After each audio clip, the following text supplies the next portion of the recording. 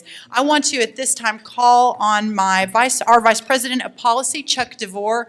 Many of you know Chuck, a former legislator from California who spent a lot of time in California, gave up and moved to Texas and joined the Texas Public Policy Foundation, and has done an extraordinary job running our policy shop and all of our researchers for the last number of years. And Chuck's research has been incredible on this front, and especially comparing the big welfare state of California versus Texas and the freedom that we have in Texas. And one of my favorite statistics that you'll hear me say more than once is that while California has 52% higher taxes per capita, they also have 47% more people living in poverty.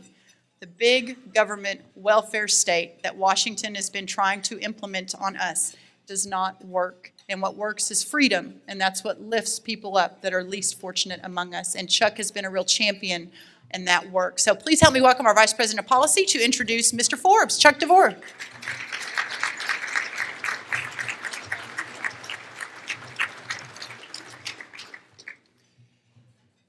Now it is my tremendous privilege to introduce you to our opening keynote speaker, the extraordinary Steve Forbes.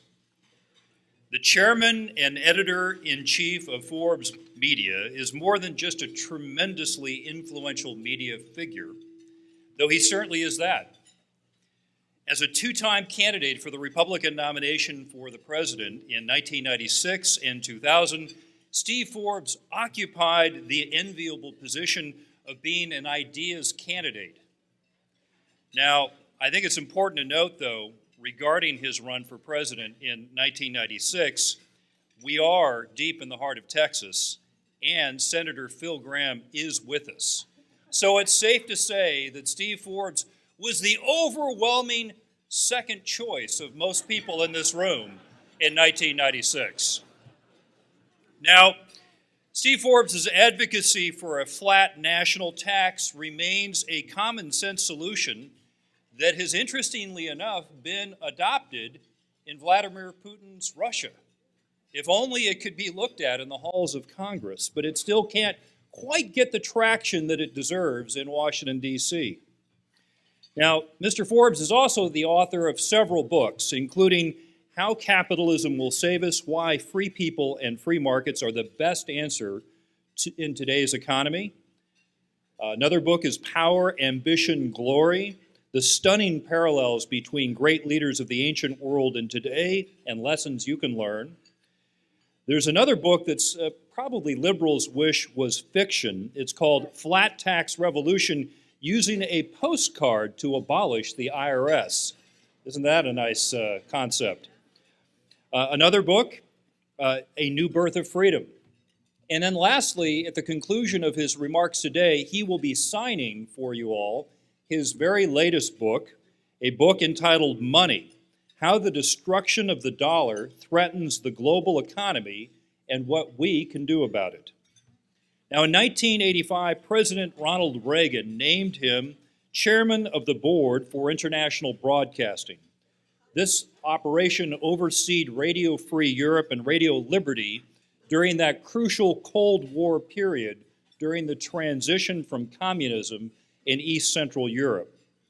He now serves on several boards, including the Ronald Reagan Presidential Foundation, the Heritage Foundation, and the Foundation for the Defense of Democracies. Steve Forbes has been a true patriot over many, many decades. He is not a fair-weather patriot. We are so glad and so honored to have him here with us today. Ladies and gentlemen, please join me in giving a wonderful and warm Texas welcome to Steve Forbes.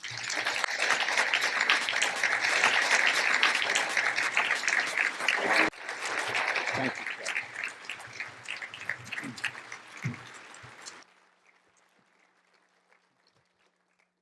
Well, thank you. Thank you very much, Chuck, for those very, very kind words. Thank you to the Foundation for making possible my free lunch today. I know Senator Gramm doesn't believe in that, but occasionally it happens.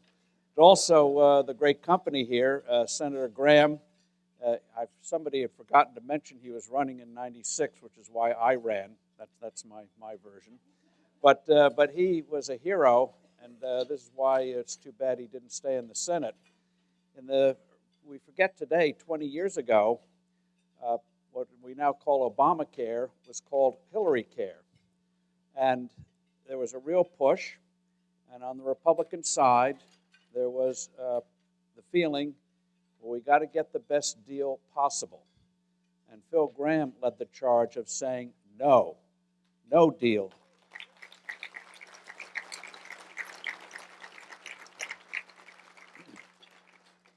He also believes in free trade, and I think he's one of the few who know the name of Burke Cochran, who was a very close friend of Winston Churchill's mother. And when Winston Churchill first visited this country at the turn of the last century, Cochran was sort of his mentor, patron.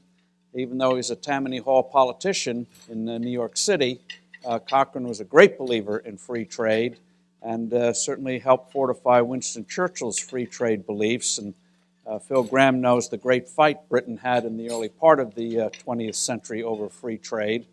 And Cochran's arguments were reflected in Churchill fighting that battle in the early 1900s. And so Phil Gramm still writes today, and his wisdom still remains very powerfully strong. It's also great to see the even better half, Wendy, who makes this foundation work. And then seeing Arthur Laffer here, who should have had the Nobel Prize in Economics, but because he's right, they won't give it to him.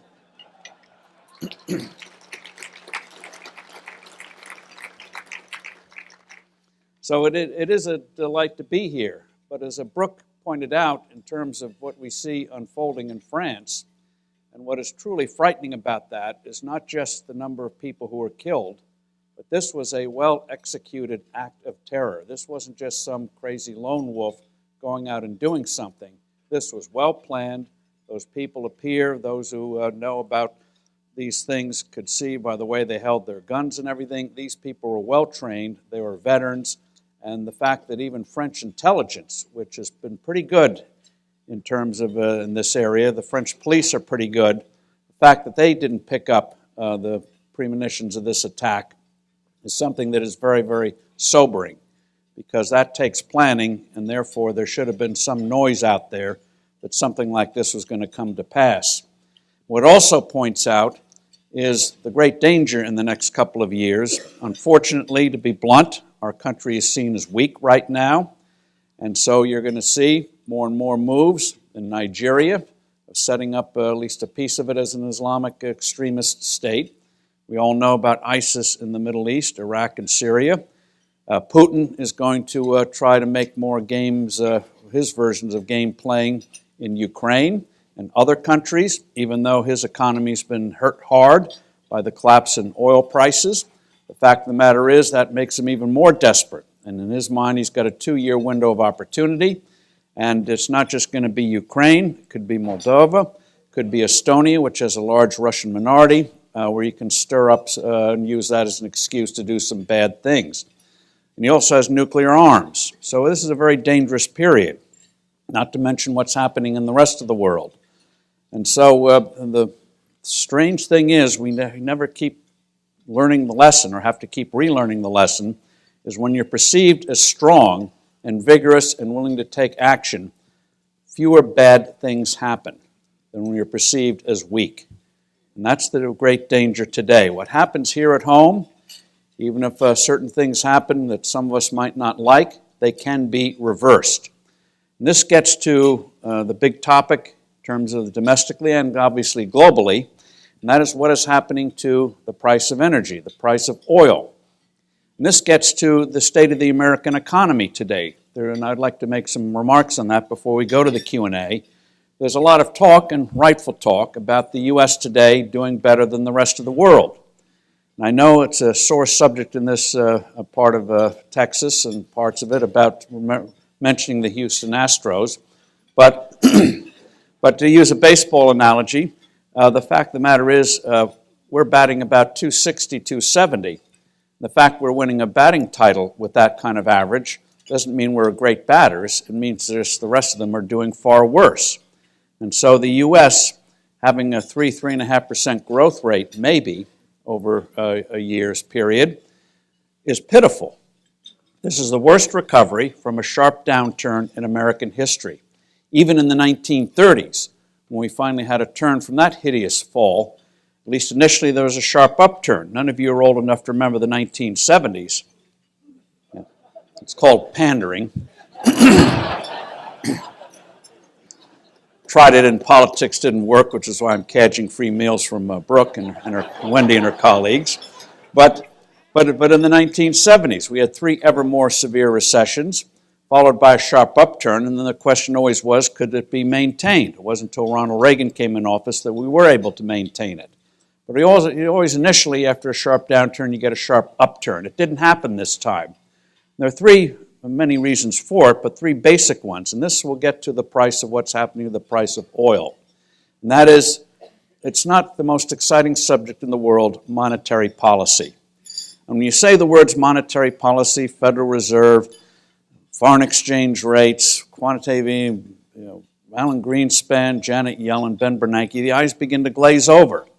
So for what I'm about to do to you, I'll give you in advance a reward of a travel tip. If you ever find yourself in an airplane, in coach, middle seat, on the runway, watching your life pass away, you want a little bit of elbow room with your seatmates, start talking about monetary policy. They'll cut you a wide berth. But the fact of the matter is, in terms of an economy, you can get it right on taxes, you can get it right on spending, you can get it right on regulation, but if you don't get it right on the money, in terms of monetary policy, you're going to have a subpar economy. The reason is very basic, even if it's not understood by too many central bankers. And that is, how in the world do we get progress in this world? We do it through transactions with each other. What makes possible transactions? Money facilitates transactions. It's that simple. If we didn't trade with one another, we'd still be living in caves. Now, in the old days, we had barter, which was very inefficient. If I sold an ad in Forbes 3,000 years ago, how would I get paid? Perhaps with a herd of goats. Being a little facetious here, let's say I wanted to buy iPads for our writers. So I go to the Apple store with my herd of goats. The store manager says he doesn't want goats, he wants sheep. So then I have to figure out how to swap the goats for sheep. Perhaps have to hire a sheep herder to make sure the wolves don't eat the sheep. Sheep herder wants wine. I've got red wine, he wants white wine. Very, very inefficient. So, imagine today if we still had barter. Imagine trying to deposit a cow in an ATM. Just does not work. So the need to make it easier, make trading more easier, money was invented. It came out of the marketplace. It was not invented by government. Government soon involved itself in money, as it does with anything that has anything to do with wealth. Government will have its hands on it pretty quickly. But money, historians tell us, the first coins came from Lydia, next to the Greek states, 2,600 years ago. Athens quickly had their own coin, the Athenian owl, silver coin, which enabled Athens to become a great commercial and cultural center. But whether it's coins, pieces of paper, or ellipse on a computer, money makes trading possible.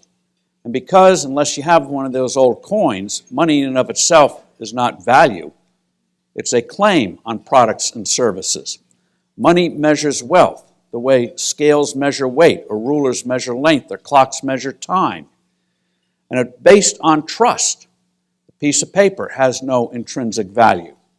The computer, ellipse on computer, no intrinsic value. But money represents wealth. It's a claim on products and services. And that's why counterfeiting is illegal.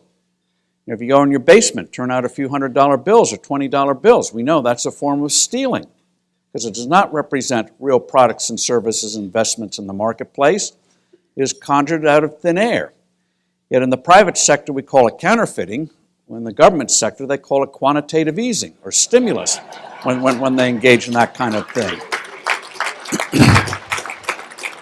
And the idea that you can get sustained economic growth through that kind of manipulation is like a restaurant saying, if we create more coat checks, by golly, that'll stimulate the creation of more coats and more customers. No, but it's even more harmful, because when you start to make money unreliable, when you start to undermine that trust, you get less investment in the future. You have more defensive investing. And it's like a virus in a computer. It corrupts the information. Pricing, as you know, is critical for a functioning of an economy.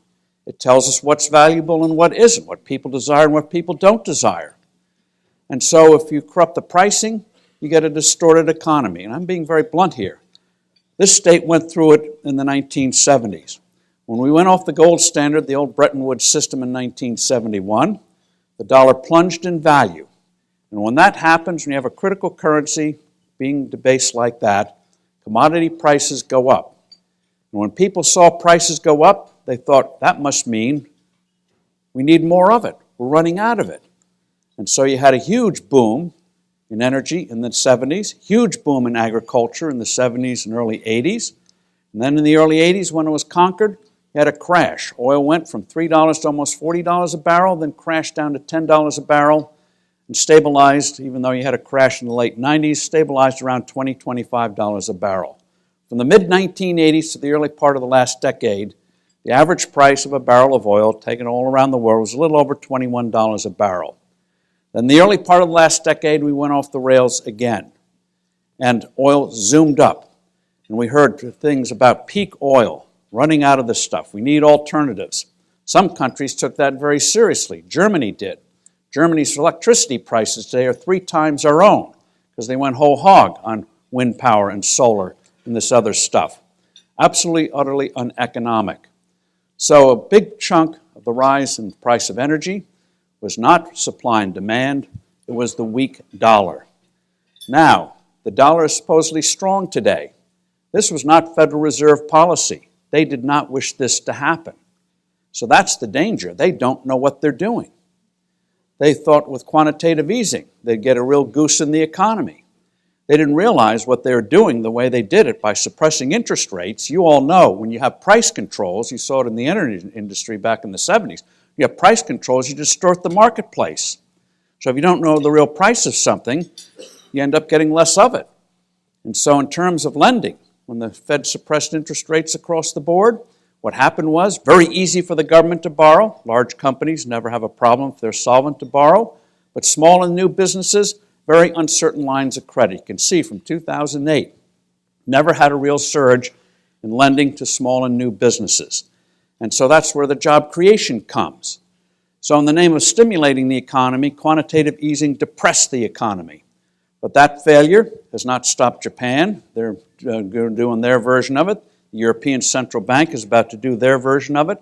You cannot stimulate an economy in a sustainable way by manipulating money. The way you have to do it is by making internal structural changes, tax changes, labor law changes. Those countries aren't willing to do it. Just one example, Japan on taxes. Japan has the worst corporate tax rate in the world next to the United States. Its income tax rate is 51%, top income tax rate. Their payroll tax, in this country, you take FICA, Medicare, Social Security, the top rate is 15.3%. Half employer, half employee. If you're self-employed, you pay the whole thing. Most of it's capped at about $117,000, $118,000 a year, the 12.4% for Social Security. In Japan, there's no cap in terms of their payroll tax on earnings. This is in addition to an income tax. You know what their top rate is? It's not 15.3. Their payroll tax rate is now almost 30% and slated to go up to 37% in the next 2.5 years. And they wonder why that economy is in a perpetual recession. Europe, we all know what's happening there. Greece has enacted every tax in the world. France finally got rid of their 75% tax rate. That didn't work so well. When they enacted that a little over a year ago, suddenly thousands of people, rich people, moved to Belgium. Not because Belgium's a traditional tax haven, happened to be next door, but 50% is better than 75%. So you find this kind of crazy stupidity all around the world. Now that's beginning to change, but in terms of what's happening in the energy markets, A big part of it is not Saudi Arabia. It's not a glut of oil, slow down the economy. A big part is the volatility of the U.S. dollar. Distorts the pricing mechanism. And so we got to get stability so we can trust those prices again. Because the real buildup about what has happened in terms of the real difference between today and the 70s is that there's been a real energy revolution. You see it with drilling, you see it with fracking. This is real. We are going to become Saudi Arabia on steroids, legal steroids, I emphasize, in terms of what's going to be happening, in terms of this energy. That's why companies are moving here. As I mentioned, Germany, three times the electricity costs. So the fact of the matter is, in terms of energy, we got to get, among other things, a stable dollar so you can make investments and not get whipsawed and misled. Right now, where the oil's crashing, who knows how low it'll go? You remember in 2008 when you had the panic, went from 147 a high down to 30, 35. Who knows where it'll go short term? But the fact of the matter is, we can be the biggest producer in the world consistently. For all the flaws that we have in this country, we're still seen as a place where the rule of law still prevails, which is huge. So you can make an investment here and trust that's not going to be seized as it is in other countries. And you see our great advantage. We're the only country in the world just about that allows mineral rights for individuals. If you discover oil in your backyard in Mexico, you don't go on the Forbes 400 rich list. Pemex comes in and takes it from you. So you don't get the kind of wildcatting we take here. So this talk about Saudi Arabia is going to depress the price to drive out fracking and all that, baloney. The U.S. is in for the long term. There may be fluctuations, some painful downturns, but we're in for the long term, and they know it. What they're really going after is Iran. That's what they fear. They'd love to drive that regime out. They know it's dependent on oil more than any other country. They're desperate for a high price. That's the real target, not fracking here in the United States. In terms of taxes, there's a consensus that we do need simplified tax code. We see this consensus now on the corporate side. I think after the 2016 elections, we'll see it on the personal side. I think we'll get radical tax simplification after 2016. And I think we'll finally be able to get a real flat tax. Putin peaked early, as Brooke mentioned. He did a flat tax in 2000, then went downhill. Even though it worked very well in Russia, their revenues doubled in 3 years. He went and thought he was Napoleon II or whatever, and we're living with that mess today. But we are going to get radical tax simplification. On the health care front, the other big thing that is holding us back, just in closing, ask yourselves, why do we have a health care crisis? It's not because of the quality. You see in this state, amazing institutions offering medical care. The problem is people say, well, people like me are getting older, therefore we want more medical services, and therefore the prices go up, becomes unaffordable, we have the mess we're in today. But step back and ask yourselves, why is demand for health care considered a crisis when demand for anything else in this country, in this economy, is considered a great boon? People want more energy. This state will be glad to help you out. You want more apps, writers will be glad to help you out. You want more cars and trucks, numerous manufacturers glad to help you out. So what's with healthcare? The bottom line in healthcare is we don't have real free markets in healthcare. We have pieces of it, but it's a crazy quilt system. Think of it. Because we've grown up with it, we don't realize how strange it is if we go to hospital or clinic and ask in advance what it costs, you get a very strange look. Why? Why? Because it means either one of two things. Either you're uninsured or you're a lunatic. I mean, why would you want to know the price? You're having a nice meal. Imagine going out to dinner tonight, having a nice bottle of wine, saying I don't care what it costs. Let Medicare or Blue Shield or somebody else worry about it. System goes skewed. But right now, a new system is aborting, where for the first time in our memories, there's going to be more patient-oriented system. Trouble is, it's going to be messy getting there. We're not going back to what we had with pre-Obamacare. Obamacare is collapsing on its own. But the new system is going to be more patient-oriented. The key thing is just don't get sick for the next 3 years while we sort this thing out. But in closing, you see little signs of it. Take, for example, flu shots. Once upon a time, if you wanted a flu shot, you made an appointment with the doctor or the clinic or hospital, got there, got shot, boom, boom, boom, boom. Today, they're everywhere. Deliveries everywhere. Go to the drugstore, go to the airport, go to the gas station, say, fill her up, do the windshield, give me a flu shot, and We'll be done with it everywhere. And so you see it with walk-in clinics in places like CVS and Walgreens and other places. We have a nurse practitioner. Research shows that 80% of our maladies can be done by technicians, nurses. 20% you need a full-fledged physician. And so you see signs of it, and there's going to be more and more of it. Great technological breakthroughs. A few months ago, somebody showed me a little device, put your fingers under it, watch the nice squiggly lines go up and down. It's an EKG. It tells you in a matter of seconds whether they got a problem or not. Instead of, I'm old enough to remember all those cups they used to put on you and everything like that. Boom, done in a matter of seconds. Huge breakthroughs in medical, getting advances against things like cancer, which I had and millions of others have had. Numerous advances being made there. So big things are coming. The bottom line is we got to create the right environment. You know it in this state. I come from a state where we haven't learned those lessons, New Jersey. Just in closing on taxes, just let me make this point. Never allow an income tax in this state, because if you get it, you'll never get rid of it. And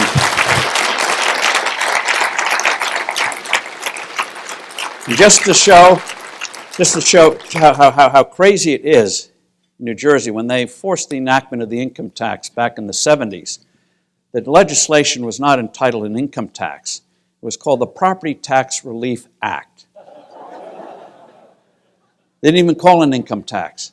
And so, naturally today, we have one of the highest state income taxes in the country and the highest property taxes in the country. We've gone from a state that always led the nation economically to one that lags the nation economically. So it's very clear, you've got something going here. You're going to go through a turbulent period, but you're in much better shape than you were in the mid-'80s, late 90s. You'll get through this storm in a very strong way.